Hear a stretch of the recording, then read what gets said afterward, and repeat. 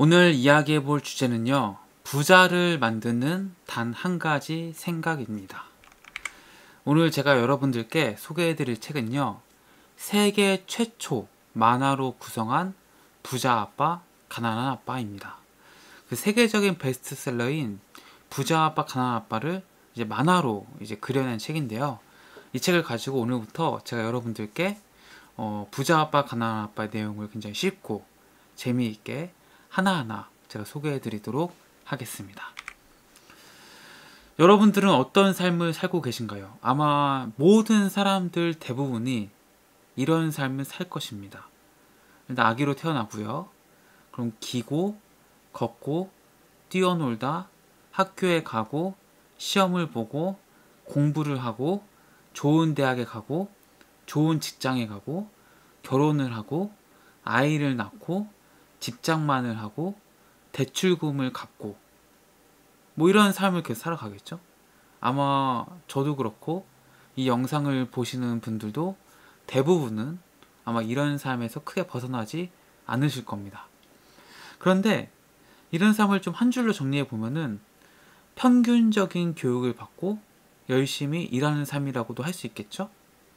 로버트 기요사키는 이러한 삶을 쥐경주다라고 표현합니다. 쥐경주. 그러니까 쥐들이 쳇바퀴 막 돌듯이 그 쳇바퀴를 도는 그 삶을 살고 있다는 거예요. 열심히 쳇바퀴를 돌려도 제자리죠. 근데 여기에 가장 큰 문제는 뭐냐면요, 부자가 될 수 없다라는 겁니다. 이렇게 아무리 열심히 성실하게 공부를 잘하고 좋은 대학에 가고 좋은 기업에 가도 부자가 될 수 없다라는 거예요. 실제로 이 책의 저자인 로버트 기요사키의 경우에도 두 명의 아버지가 있었습니다. 한 아버지는 이제 가난한 아빠, 또 다른 아버지는 친구의 아버지죠. 부자 아빠인데요. 이 두 아버지로부터 교육을 받으면서 부자들의 생각과 가난한 사람들의 생각을 명확하게 직접 체험하고 경험하고 그 차이를 알게 됩니다. 이 부자 아버지는요, 초등학교도 졸업하지 못했습니다. 그렇지만 돈이 굉장히 많았죠. 근데 가난한 아버지는 박사학위에 수재라는 소리까지 들었지만 돈이 많지는 않았어요. 우리의 생각과는 좀 반대죠. 우리는 보통 공부 안 하고 좋은 대학 못 가면은 가난하게 살고, 공부 열심히 하고 좋은 대학 가면은 잘 살 거다 생각하는데 결과는 반대가 나온 거예요. 두 분은 모두 훌륭하신 분이었습니다. 그런데 그 두 분이 로버트 기요사키에게 가르치는 것은 완전히 달랐다는 거죠.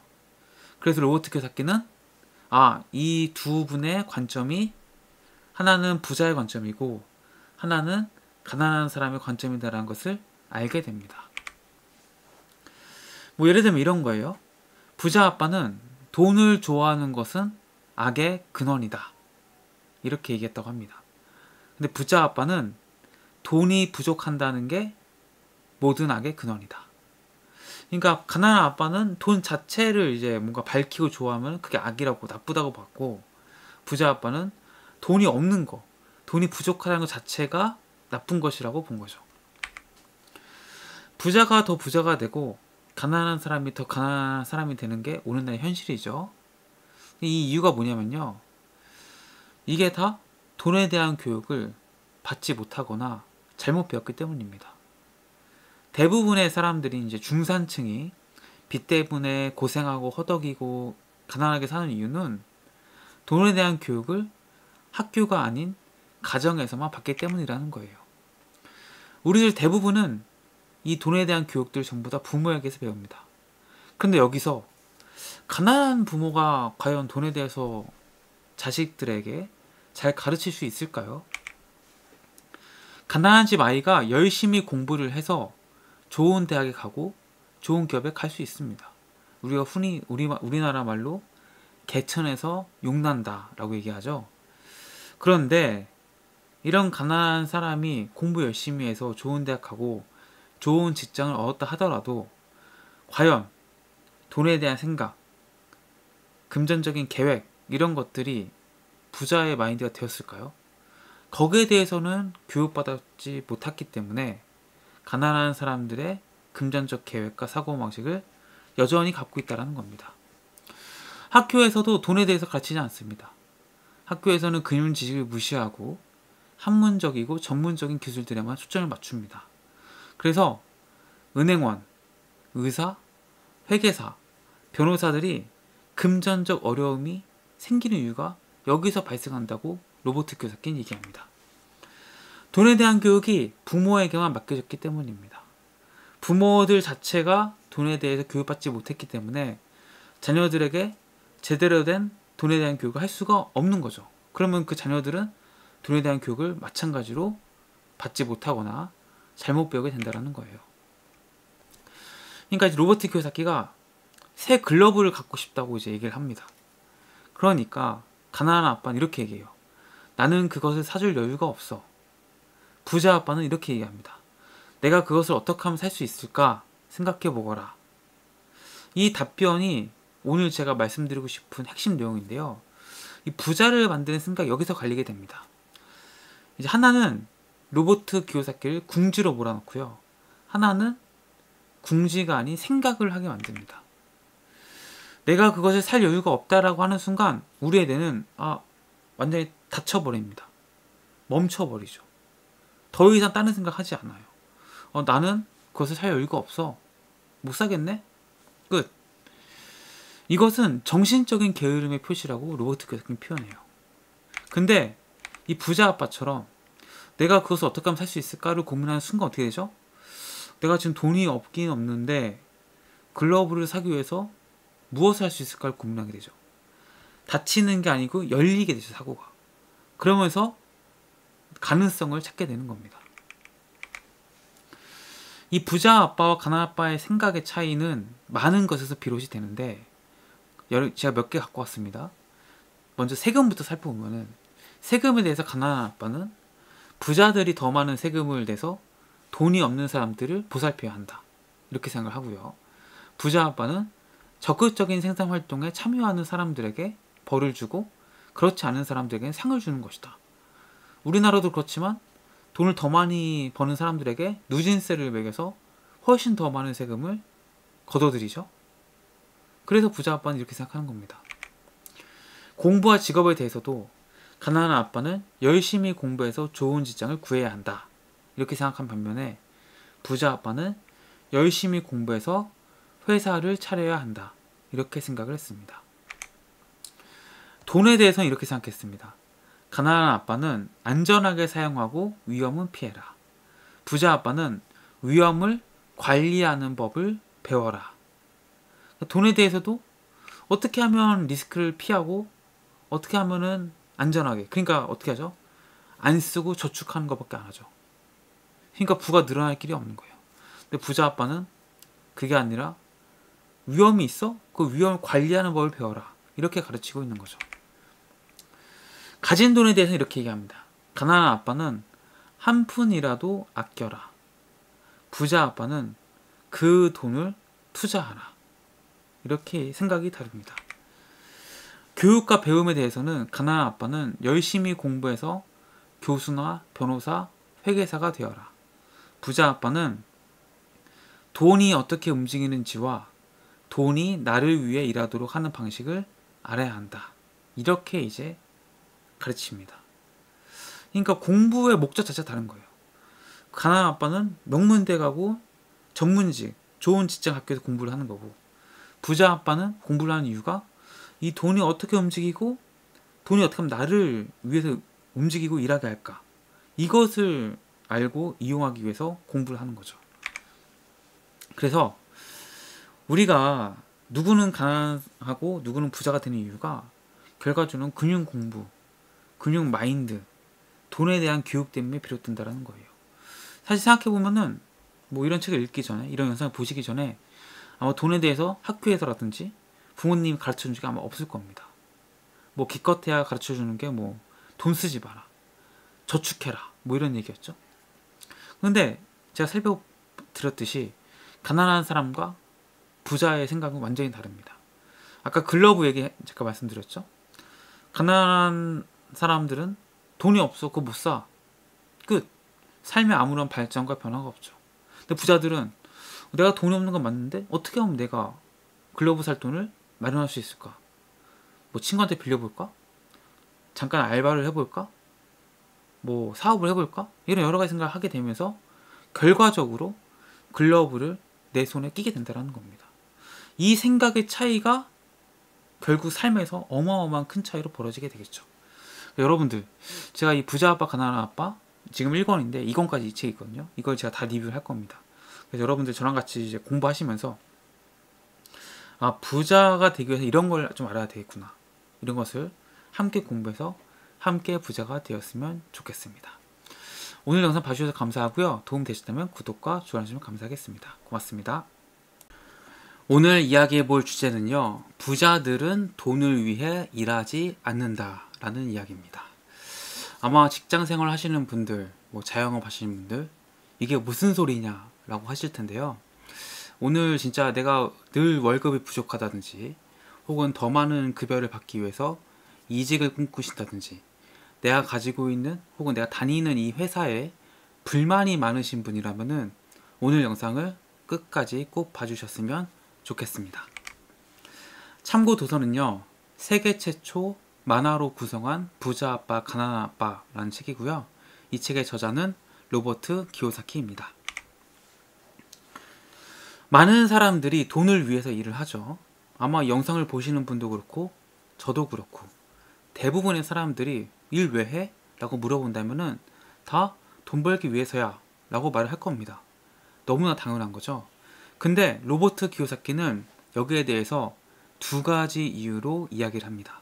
사람들이 돈을 위해 일하는 사람이 되는 이유는 삶에 대한 두려움과 돈에 대한 무지 때문이라고.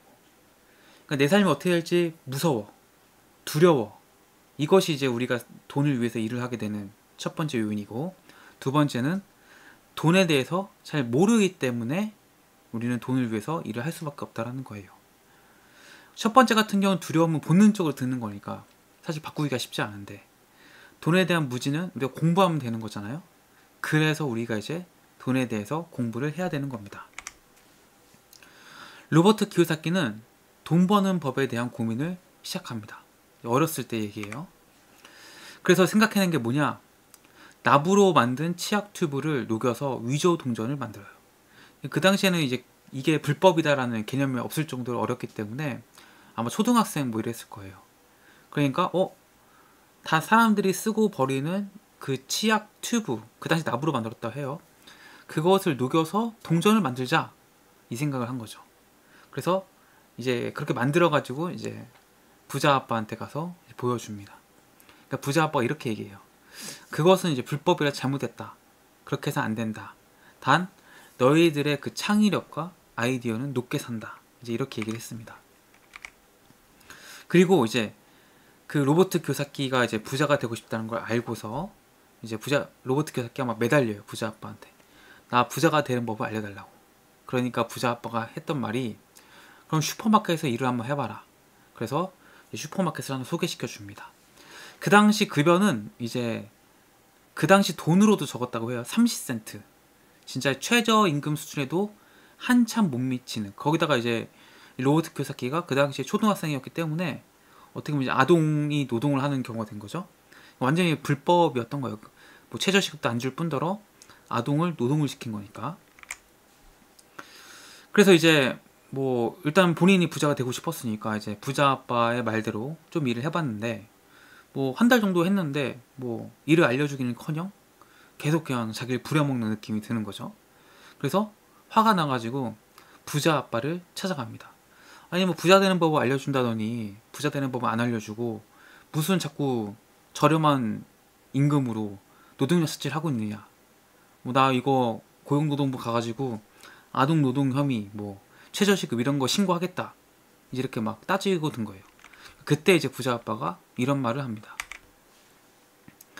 삶이 우리를 휘두를 때 어떤 사람들은 포기하고 어떤 사람은 일자리를 탓하거나 상사에게 대들곤 하지.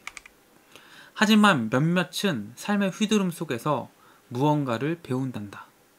그런 사람들은 삶이 자신을 흔들어대는 걸 오히려 환영하지. 그들은 자신들을 끊임없이 휘두르는 삶에서 교훈을 얻는단다. 너가 이런 교훈을 배운다면 현명하고 부유하고 행복한 젊은이로 자랄 것이다. 하지만 이런 교훈을 배우지 못한다면 너는 일자리나 탓하고 직장이나 적은 월급 또는 너의 상사를 비난하면서 너의 인생을 다 써버릴 것이다. 그러고는 무언가 기적 같은 일이 일어나 돈 문제를 해결해 줄 거라는 공상이나 하면서 삶을 살게 되겠지.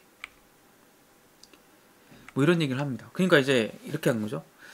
부자 아빠가 이제 로버트 교사가 해준 얘기 뭐냐면은 삶에 어떤 위험이 다가왔을 때 그것을 이제 뭐 남 탓이나 다른 환경에서 이유를 찾는 사람이 있고, 그렇지 않고 반대로 이것을 뭔가 나의 성장, 나의 문제로 받아들여서 이 문제를 해결하면서 삶을 살아가는 사람이 있다라는 거죠.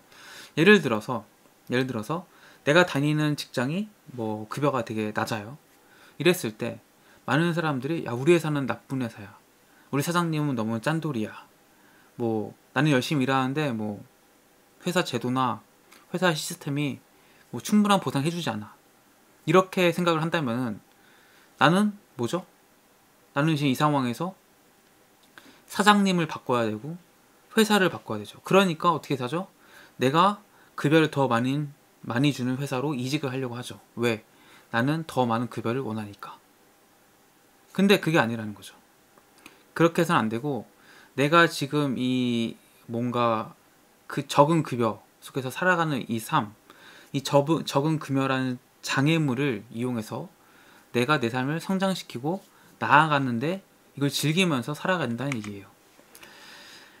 또 이런 얘기를 합니다. 삶이 자신을 휘두를 때, 그러니까 삶이 어려울 때란 얘기죠. 용기가 없는 사람들은 그냥 포기하겠지. 너가 그런 사람이라면 안전하게 옳은 일만 하고 절대 일어나지 않는 일에 대비하느라고 자신의 힘을 아껴가면서 평생 살게 될 거다. 그러니까 이제 내가 이런 문제가 생겼을 때 도망가거나 회피하는 사람들은 이런 위험이 다시는 생기지 않도록, 혹은 일어나지도 않을 위험에 두려워하거나 이제 뭐 무서워하거나 일어나지 않을 위험을 대비하면서 거기에 내 시간과 에너지를 다 쏟으면서 그냥 그런 삶을 살아가게 된다는 거죠. 근데 그렇지 않은 사람들은 이런 데 에너지나 시간 낭비를 하지 않고 내가 원하는 것을 이루고 성취하는데 더 많은 시간과 에너지를 쏟게 되겠죠. 그럼 결과적으로 누가 목표를 이룰까요? 누가 자신이 원하는 삶을 살게 될까요? 부자 아빠가 이렇게 얘기해요. 너는 나에게 돈 버는 법을 가르쳐 달라고 했다. 실제 150여 명의 직원 중 그런 말을 한 사람은 없었다. 단 그들은 일자리와 월급에 대해 이야기했지. 그래서 대부분 사람들은 그들 자신이 정말로 무엇을 위해 일하는지 알지 못한 채 돈을 위해 일하면서 그들 인생의 황금기를 보내버리지. 부자가 되기 위해서는 관점을 바꿔야 한다. 만약 너가 돈을 적게 준 것이 문제라고 한다면 너는 나를 바꿔야 한다. 그러나 너 자신이 문제라는 걸 안다면 너 자신을 현명하게 바꿀 것이다. 그 관점을 바꾸지 않으면 너는 어떤 것도 배우지 못할 것이다. 대부분의 사람들은 지금의 직장을 그만두고 새로운 직장, 더 많은 보수를 찾아간다. 그들은 새로운 일자리나 더 많은 보수가 자신들이 갖고 있는 삶의 문제를 해결할 거라 생각하지만 그게 해답이 아니란다. 그러니까 로버트 키요사키가 이런 얘기 하는 거죠. 내가 만약에 뭐 급여를 굉장히 적게 주는 회사를 다닌다고 했을 때, 아, 나는 뭐 돈도 많이 못 벌고 이 많은 돈을 벌지 못해서 저축도 못하고 투자도 못하고 하루하루 살아가기 바쁘고 그래도 빠듯하고 이렇게 생각을 하고 더 많이 돈을 주는 직장을 찾아서 이직을 하려고 노력한단 말이죠. 근데 로버트 키요사키의 부자 아버지는 그게 근본적인 해결책이 아니라는 거죠. 새로운 일자리나 더 많은 부수가 너가 지금 겪고 있는 삶의 문제를 해결해 주지 않을 거라는 거예요. 예를 들어서 더 많은 급여를 원한다는 것은 내가 내 삶에 더 많은 여유와 뭔가 더 내가 하고 싶은 것을 많이 할 수 있는 이런 것을 이제 원하기 때문에 더 많은 급여가 필요한 거잖아요. 근데 정말 200만 원 벌던 걸 300만 원 벌었다 해서 내가 더 많은 시간이 생기고 내가 더 할 수 있는 걸 많이 할 수 있고 할 수 있을까요? 여러분 다 아시겠지만 200만원 버는 사람도 300만원 버는 사람도 500만원 버는 사람도 다 자신의 급여가 적다고 얘기하고 삶에 여유가 없다고 얘기하고 다 인생을 뭔가 망한 것처럼 이렇게 해서는 서울에 아파트도 못 산다고 하면서 나의 삶을 완전 포기하는 경우가 너무 많죠. 그러니까 궁극적으로 이거는 더 많은 급여라든지 보수의 크기의 문제가 아니라는 겁니다. 우리가 내가 지금 갖고 있는 이 삶의 문제를 어떻게 해결할 수 있을지, 진짜 이게 더 많은 급여만 받으면 해결될 문제인지, 아니면 근본적으로 이 급여라는 거가 문제가 되는 거지, 이런 모든 것을 이제 살펴보고 진짜 문제를 해결해야 된다는 얘기입니다. 그래서 우리가 삶을 살아가면서 어려움이나 실패 이런 것들을 피할 수는 없죠. 돈이 많고 적음을 떠나서 모두가 만나게 될 겁니다. 그때 이제 이 문제들을 어떤 관점으로 대처하느냐, 대응하느냐에 따라서 우리의 삶을 바뀌게 되는데, 삶의 문제를 만났을 때 문제는 상대방 혹은 환경에 있는 게 아니고 나한테 있다는 꼭 명심하셔야 됩니다. 그리고 이 문제가 있음을 깨달았을 때 이때 나 자신을 바꾸면은 그 문제가 해결되고 나의 삶은 훨씬 더 나아지고 문제가 없는 삶으로 바뀌게 된다는 겁니다. 그래서 당연히 많은 힘듦, 어려움 겪고 계실 거라 생각합니다. 저도 마찬가지, 여러분도 마찬가지. 근데 이거를 일종의 게임을 한다 생각하셔야 돼요. 우리가 스타크래프트나 뭐 이런 게임을 할 때 상대방을 이기기 위해서 막 머리를 쓰고 막 어떻게 이길까 고민하잖아요. 그리고 그 자체 게임을 하면서 굉장히 그 즐거움과 행복을 느끼잖아요. 삶의 문제도 마찬가지예요. 삶의 문제도 내가 이 문제를 어떻게 풀지, 이 풀어가는 과정 자체를 즐기고 행복하게 한다면은 그 과정에서 내 삶이 성장하고 나 자신이 성장하고 내 삶이 행복해지는 그런 결과를 얻게 될 것이고, 궁극적으로는 내가 원하는 삶을 향해서 한 발짝 한 발짝 나아가는 것을 확인하실 수 있을 겁니다. 네, 그래서 오늘 이제 이렇게 이야기 해봤고요. 오늘 영상이 도움이 되셨다면 구독과 좋아요 눌러주시면 감사하겠습니다. 고맙습니다. 오늘 이야기해볼 주제는요, 돈에 대한 두 가지 감정입니다. 사람들은 모두가 돈에 대해서 두 가지 감정을 갖게 되는데, 이 두 가지 감정 때문에 사람들이 부자가 되지 못합니다. 그래서 오늘 이 두 가지 감정을 잘 아시고 우리가 무엇을 해야 되는지 한번 잘 생각해 보셨으면 좋겠습니다.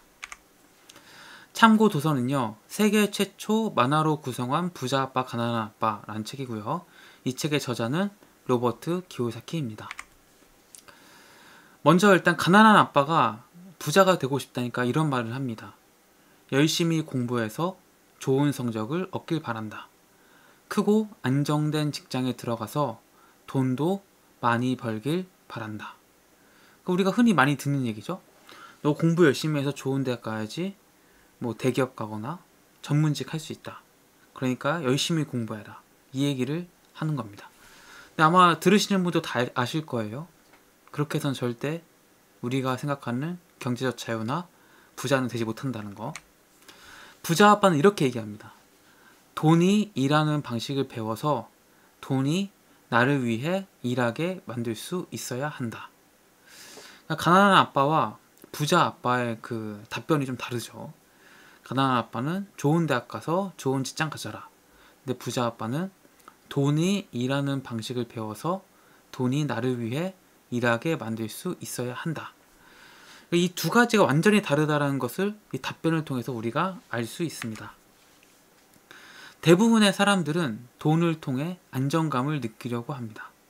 그래서 열정이 아닌 두려움이 이끌게 되는 거죠. 우리가 돈을 버는 이유 뭐죠? 뭔가 굶어 죽지 않으려고, 잘 먹고 잘 사고 싶어서. 이 모든 게 사실 안정감이라는 감정으로 설명할 수 있다는 거죠. 그래서 많은 사람들이 뭐 돈이 좀 적어도, 월급이 적어도 그것을 그대로 수용하고 그 직장을 다니는 이유가 바로 여기에 있는 거예요. 이 두려움이 그 낮은 월급을 수용하게 만드는 거죠. 왜? 그 월급마저도 없으면 내가 굶어 죽을 것 같으니까. 내가 당장 끼니를 걱정해야 되니까. 이런 생각을 하게 되니까 당연히 사람들은 액수가 중요한 게 아니고 단 얼마의 돈이라도 내가 안정적으로 이 돈을 받을 수 있냐 없냐가 중요하게 되는 거죠. 이 두려움이란 감정이 휘둘렸기 때문에 이런 판단을 하는 거예요. 사실 여러분들 주변에 직장인들 많으시잖아요. 다 물어보세요. 너 월급 만족해? 너 이대로 부자 될 수 있을 것 같아? 너 이대로 경제적 자유 이룰 수 있을 것 같아? 다 아니라고 얘기할 거예요. 근데 아님에도 불구하고 그거를 다니는 이유. 이거는 내가 원하는 목표 달성할 수 없어. 그래서 알고 있음에도 불구하고 계속 그 직장을 다니는 이유. 바로 두려움 때문이라는 거죠. 돈을 위해 일하는 법을 배우려면 학교가 가장 좋은 곳입니다. 근데 우리가 해야 되는 공부는요, 돈을 위해 일하는 법이 아니라 돈이 나를 위해 일하게 만드는 법에 대해서 공부해야 합니다. 돈이 나를 위해 일하는 법을 배울 때 사람들이 보이는 반응들이 있어요. 이렇게 얘기해요. 나는 그냥 이렇게 살래. 너 사업하다 망하면 어떡하려고 그래? 여러분들 이런 얘기 많이 들어보셨거나 해보셨죠? 뭐 굳이 그거 해야 돼? 그거 하면 다 망한대. 그거 돈 못 벌어. 이런 얘기를 하는 거죠. 두려움이 대부분의 사람들을 직장에서 계속 일하게 만듭니다. 직장에 다니면 주 5일째 따박따박 쉬고요. 이틀을 쭉 쉬는 거죠. 그 다음에 뭐 연차도 있죠. 휴가도 갈 수 있죠. 월급도 날짜에 딱딱 들어오죠. 얼마나 안정되고 얼마나 예측 가능하고 얼마나 좋습니까? 이 안정감 때문에 직장에서 계속 일하게 만드는 거고, 또 그 기저에는 두려움이 자리 잡고 있다는 거죠. 내가 쓴 카드값을 처리하지 못할까봐 두려움, 월세를 내지 못할까봐 두려움, 해고될까봐 두려움, 돈이 모자라지 않을까 두려움. 이런 두려움들이 아주 근본에 깔려 있고, 그래서 월급이 적어도 그 회사를 다니게 된다. 그런 판단을 하게 된다는 겁니다. 그래서 대부분의 사람들은 이 두려움 때문에 돈의 노예가 됩니다.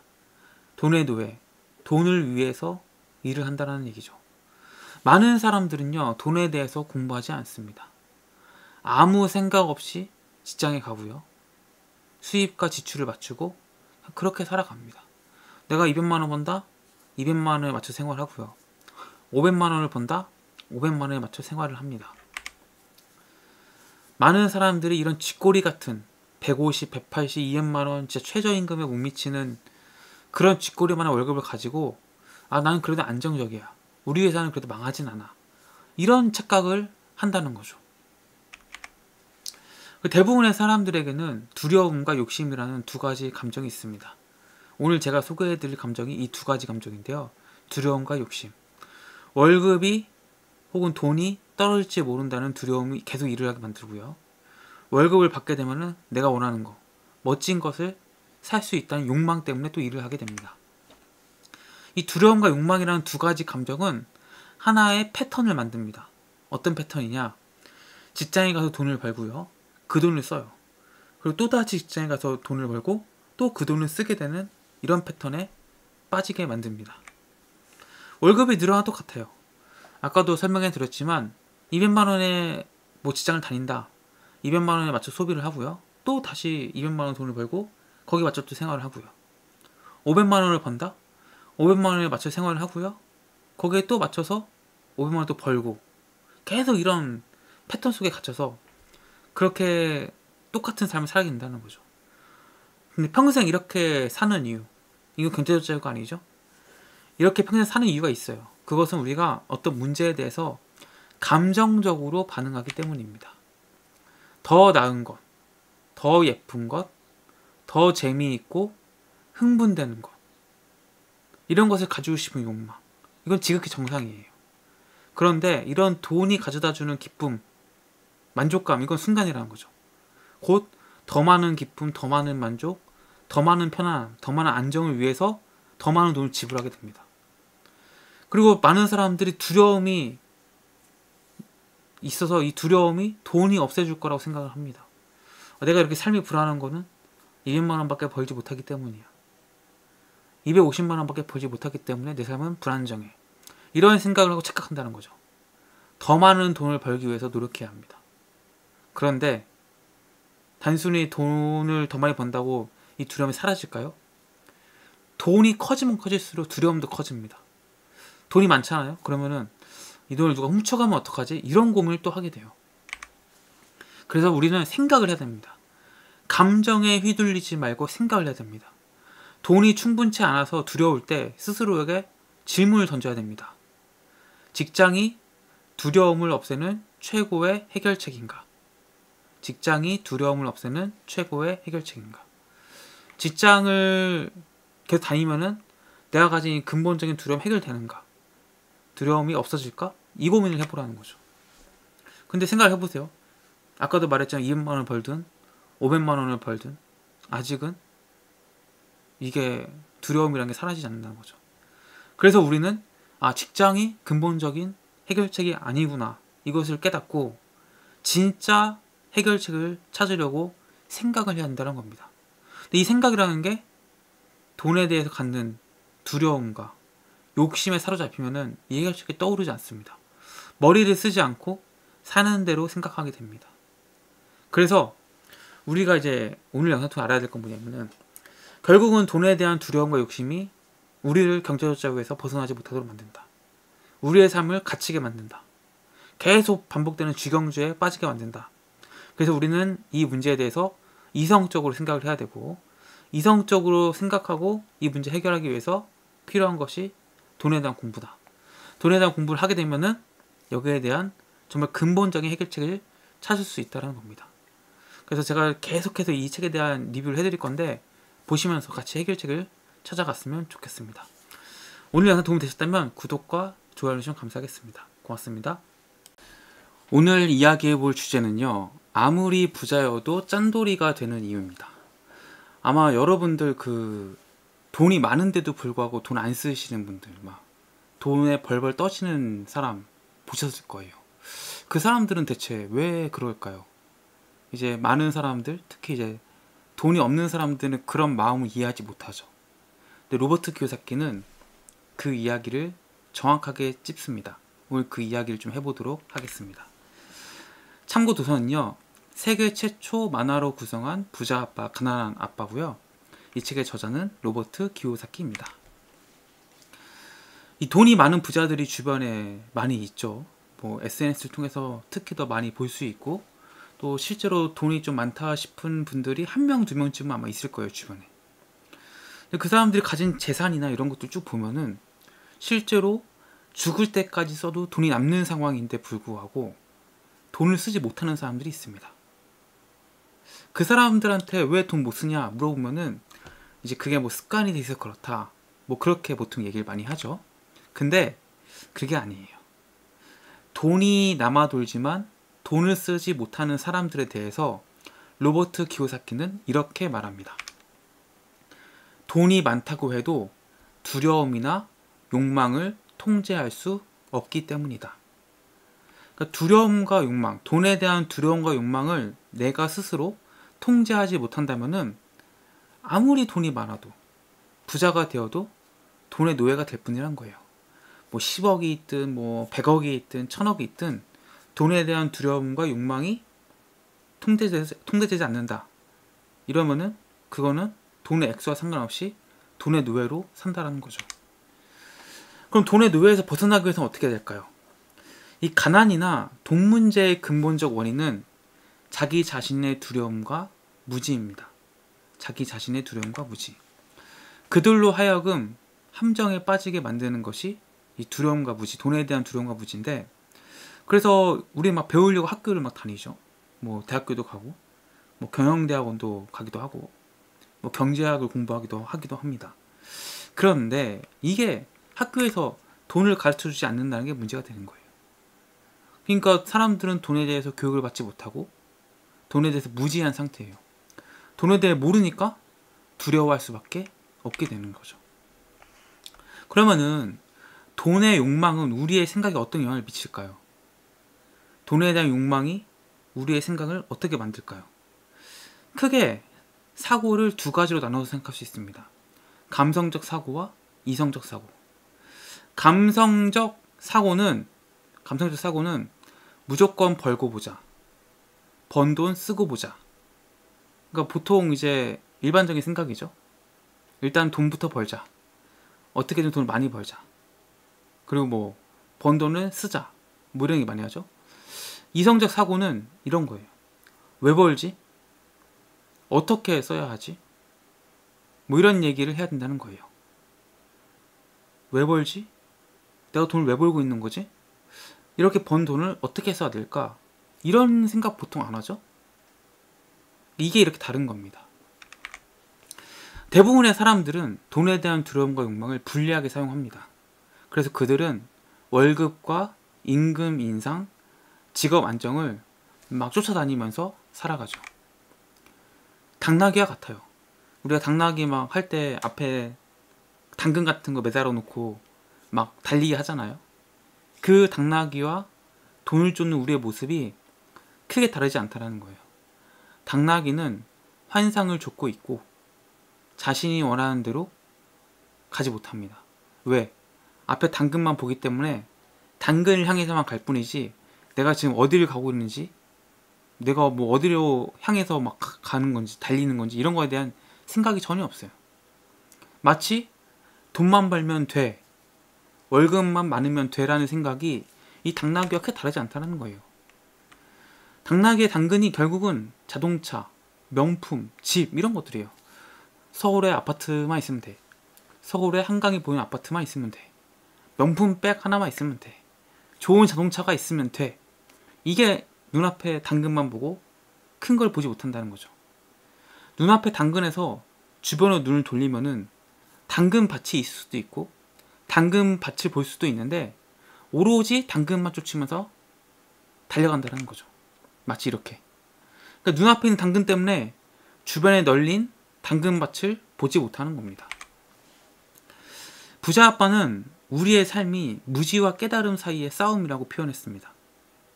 무지하면은 두려움과 욕망을 휘둘리게 되고요.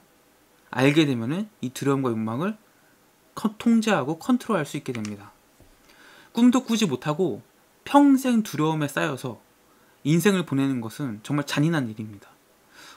내가 뭐 하려고 하는데 무서워, 두려워. 내가 이거 하려고 하는데 무서워, 두려워. 이런 것만큼 정말 막 나쁜 건 없다라는 거죠. 인생을 두려움에 휩싸여서 살면은 아무것도 하지 못한 채 굉장히 불행한 삶을 살겠죠.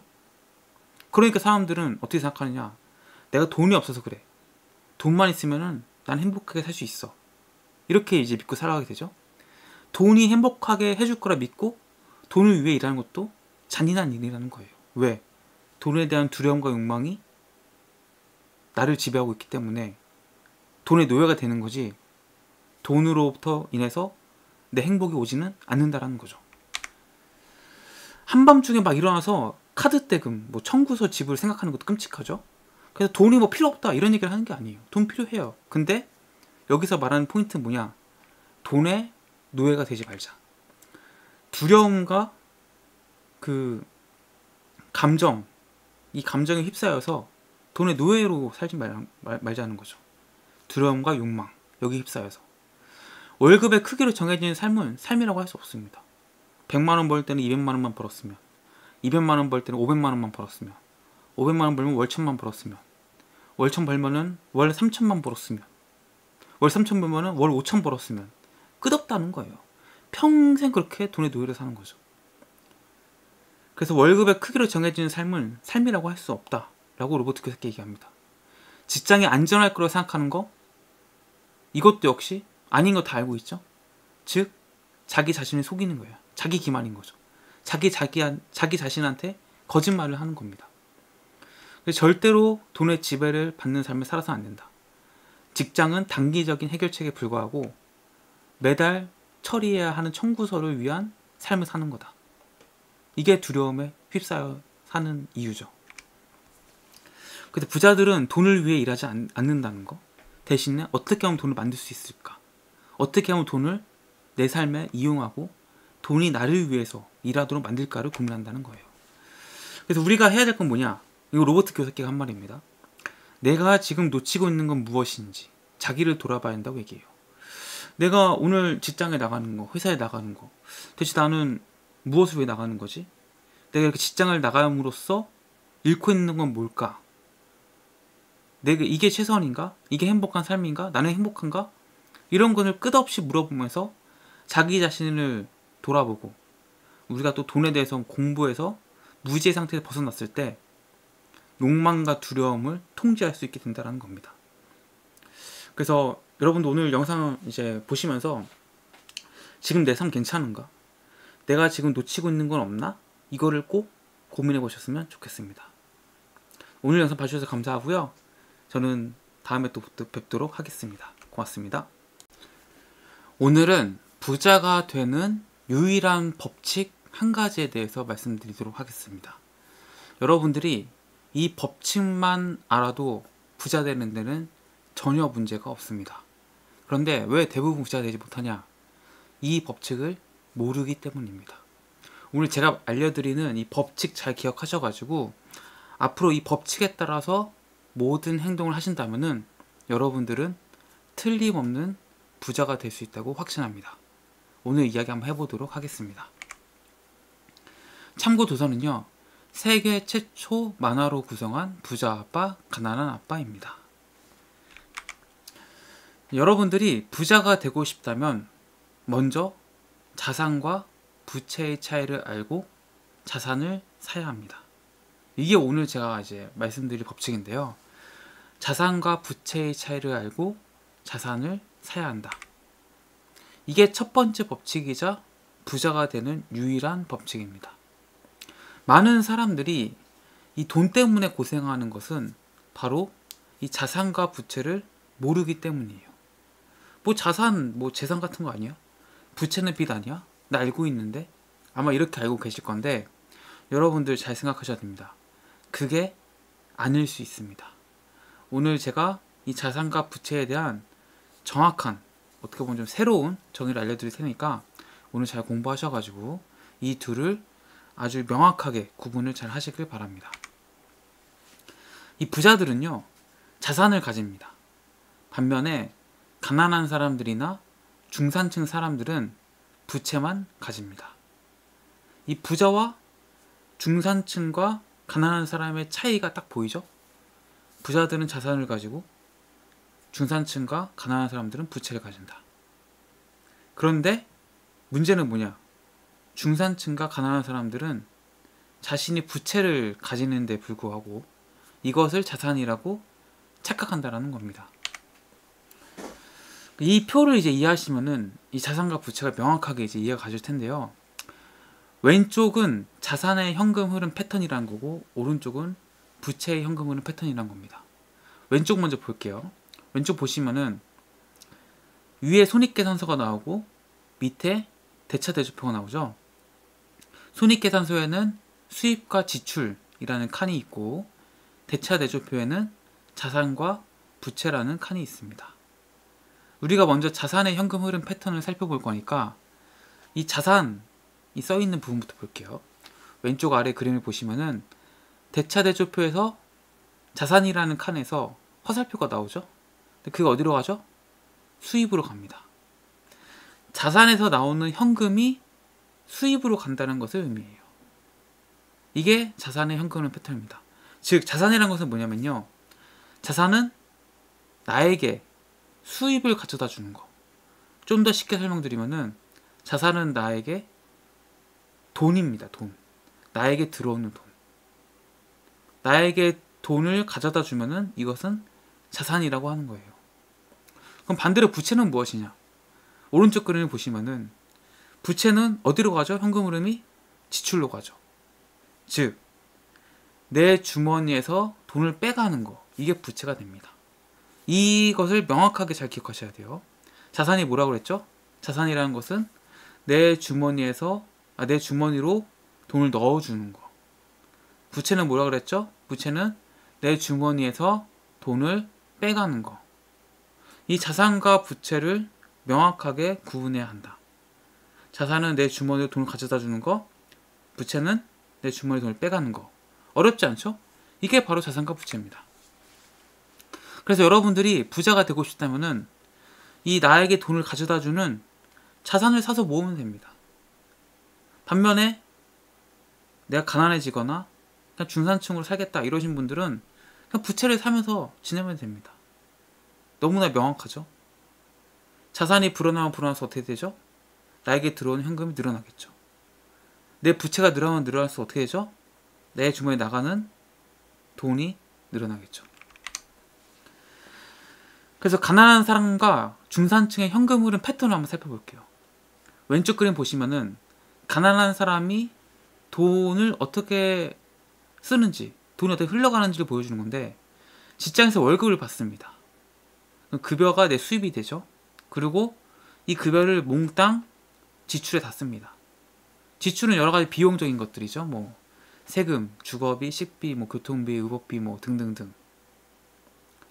이게 가난한 사람의 패턴이에요. 뭐 저축을 할 수도 없죠. 뭐 월급이 적을 수도 있고, 월급이 많지만 다 지출에 써서 돈이 없을 수도 있습니다. 아무튼 가난한 사람의 현금 흐름 패턴이 이렇다는 거고, 중산층의 현금 흐름 패턴을 볼까요? 오른쪽 그림을 보시면은 똑같이 직장에서 월급을 받습니다. 그런데 이 사람들은 뭐죠? 중산층은 부채에 돈을 씁니다. 가난한 사람들은 뭐 자산과 부채를 뭐 사거나 아예 관심을 갖지도 않고요. 중산층은 부채를 사는 거예요. 그럼 여기서 말하는 부채가 무엇이냐? 주택융자, 자동차융자, 신용카드비, 뭐 학자금융자, 뭐 이런 것들이 이제 부채가 돼요. 그러니까 중산층은 돈을 벌어서 이 부채에다 돈을 쓰는 겁니다. 그리고 이 부채는 다시 또 지출로 이어지겠죠. 왜? 아까 전에 제가 말씀드렸죠. 부채란 것은 내 주머니에서 돈을 빼가는 거다. 그러니까 중산층은 자산을 사서 모을 수가 없습니다. 다 부채에다 돈을 쓰기 때문에. 그럼 부자들은 어떨까요? 부자들의 현금 흐름 패턴을 보면은 자산에서 돈이 들어옵니다. 아까 가난한 사람과 중산층은 직장에서 급여를 받아서 현금 흐름이 들어오는데, 이 부자들은 급여라는 게 없죠. 자산에서 들어옵니다. 자산은 뭐 부동산 같은 거, 주식, 뭐 채권, 어음, 뭐 지적자산, 뭐 특허권이라든지 뭐 책을 썼으면 뭐 인세, 뭐 이런 것들이 자산에 포함됩니다. 이 자산에서 나오는 수입이 돈들이 내 돈으로 들어오는 거예요. 이게 내 수입이에요. 뭐 임대료 수입, 배당금, 이자, 로열티, 이런 것들이 이제 자산에서 나오는 수입이다.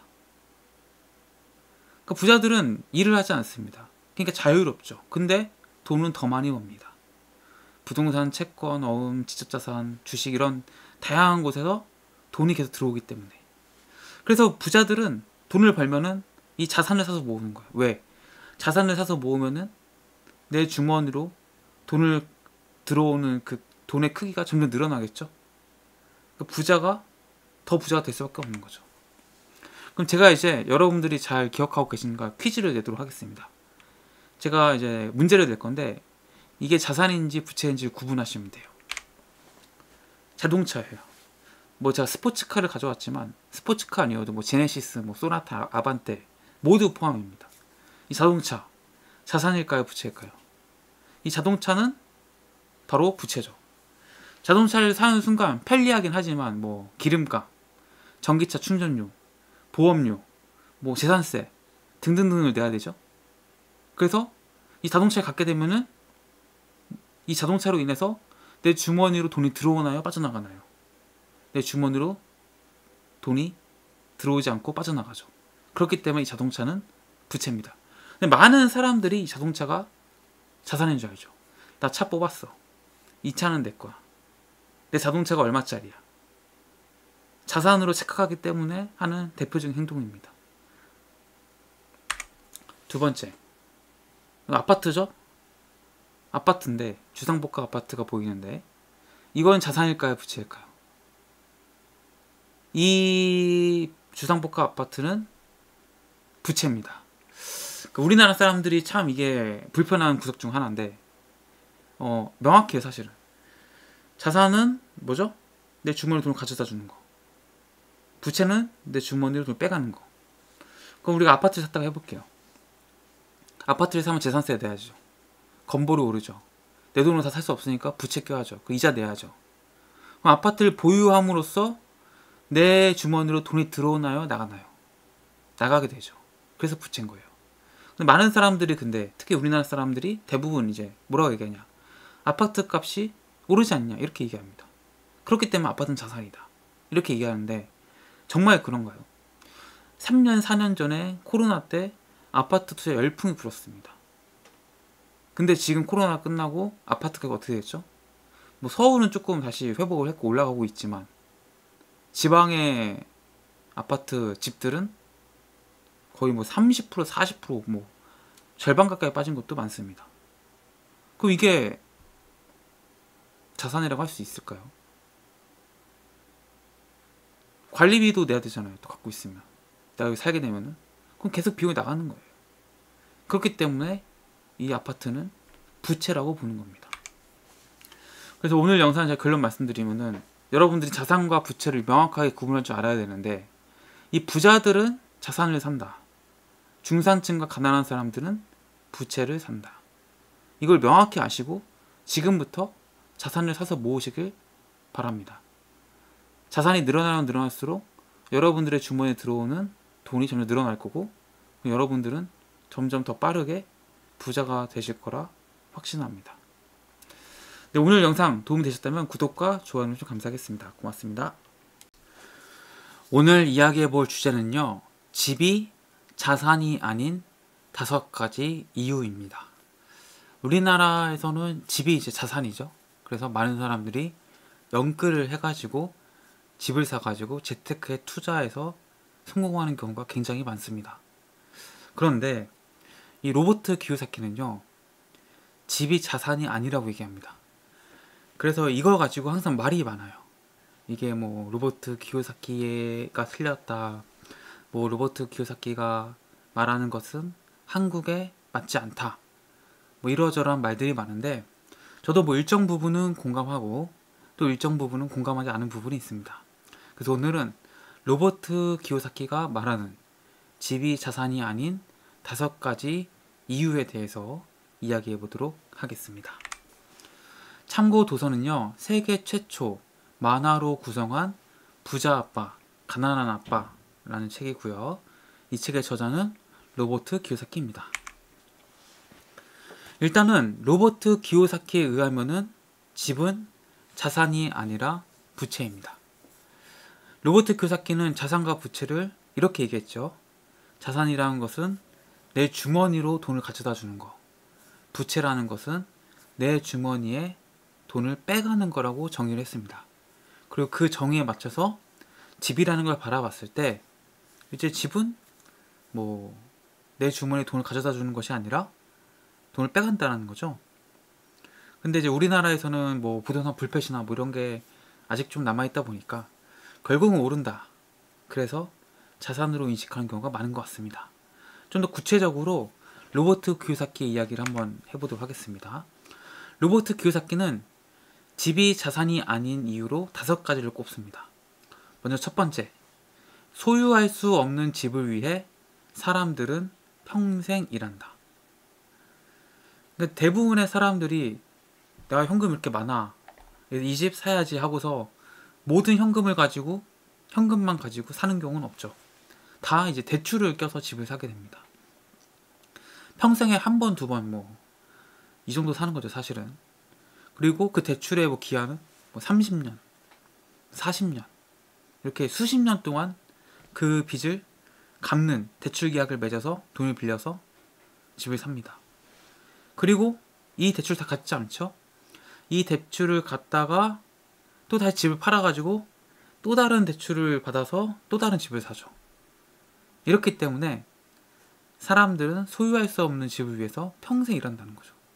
한 번도 내 소유한 적이 없어, 사실은. 명의만 내 거지 은행 돈이 훨씬 더 많고. 그래서 일단 집은 자산이 아니라 부채라는 겁니다. 빚덩이니까 사실은 빚일 수밖에 없죠. 두 번째, 융자금 상환의 이자에 대해 세금 감면을 받지만 그 밖의 다른 지출에 대해서는 세금을 공제하고 모두 지불해야 한다. 이것은 이제 조금 우리나라 세법하고는 안 맞을 수도 있다는 생각이 들긴 들어요. 근데 미국의 이제 관점에서 봤을 때 이제 비용적인 처리 부분이 이제 그렇게 많이 해주지 않는다, 이런 얘기를 하는 것 같은데, 우리나라에서는 이제 일반인이 그냥 집을 사는 거와 사업자를 통해서 주택 매매 사업자나 임대 사업자로 사는 거랑은 또 그 세금 처리 기준이 다르기 때문에 여기서 뭐 다 말씀드리긴 어렵지만 아무튼 이 부분은 조금 이제 로버트 키요사키 미국에 살기 때문에 미국에 좀 더 가깝지 않나 이 생각을 해봅니다. 세 번째, 어마어마한 재산세가 있다. 로버트 키요사키의 장인 장모님은 집의 재산세로 한 달에 1,000달러씩 냈다고 합니다. 이미 은퇴를 했기 때문에 갑자기 그 1,000달러가 생길 리가 없죠. 그러니까 상당한 부담이 됐다는 거예요. 우리나라에서도 종부세라는 부동산 세금 중에서 특히 센 세금이 있죠. 꼭 종부세가 아니더라도 일반 재산세에도 당연히 내야 되고요. 이런 관점에서 이 집은 가지고 있게 되면은 내 주머니에 돈을 빼가기 때문에 이것은 지분 부채라는 거죠. 네 번째, 집값이 항상 오르는 것은 아니다. 70만 달러에 팔릴 집에 100만 달러의 전환금을 가지고 있는 사람도 있다.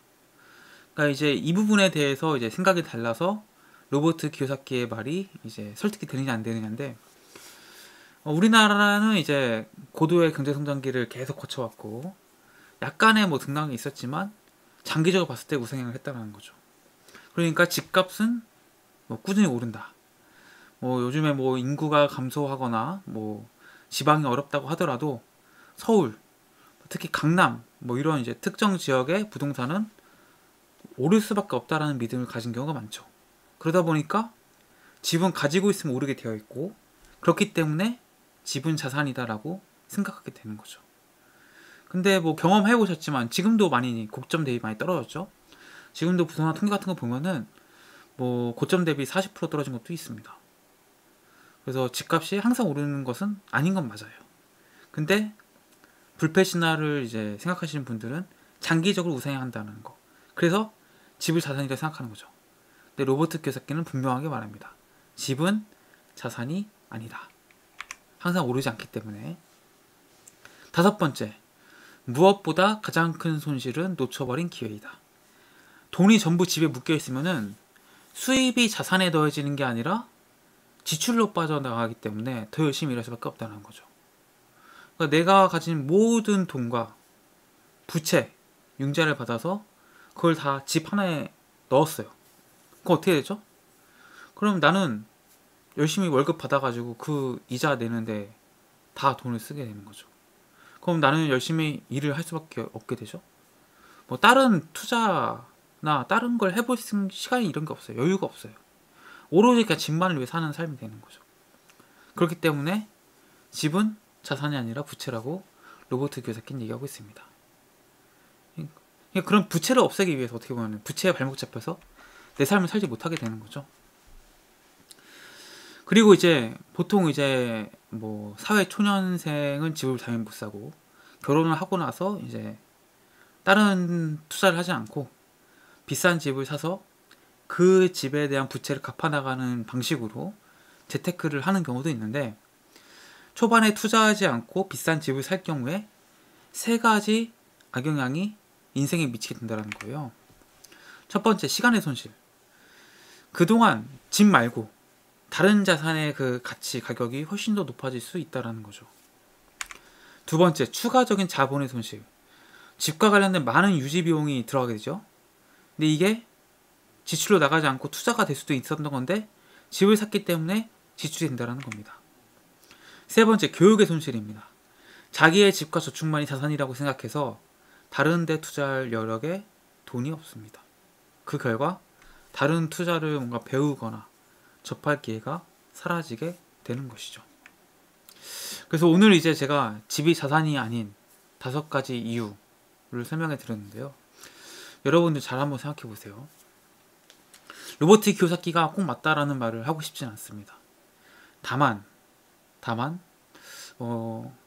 집이 최고의 재테크 방법이다라든지 집은 무조건 오를 수밖에 없다라고 생각을 하신다면은 앞으로 펼쳐질 그 미래에는 그게 좀 안 맞을 수 있다는 생각이 듭니다. 인구 감소, 뭐 지방 소멸, 뭐 여러 가지가 고령화, 저출산 여러 가지가 맞물려서 앞으로 경험해보지 못한 새로운 세상이 열릴 수 있거든요. 그래서 뭐 집이 무조건 자산이다 부채다 이걸 얘기하고 싶기보다는 로버트 키요사키가 하는 말을 좀 주목하고 싶어요. 로버트 키요사키는 결과적으로 내 주머니로 돈을 가져다 주는, 나에게 돈을 가져다 주는 자산들을 늘려라. 그러면 부자가 된다. 이 말을 하고 있는 거거든요. 그래서 뭐 집을 사라 마라 이게 아니라 내가 지금 사는 것이 자산인지 부채인지 정도는 구분하셔서 자산을 사서 모으실 것을 권해드리고 싶습니다. 오늘 영상 도움이 되셨다면 구독과 좋아요 눌러주시면 감사하겠습니다. 고맙습니다.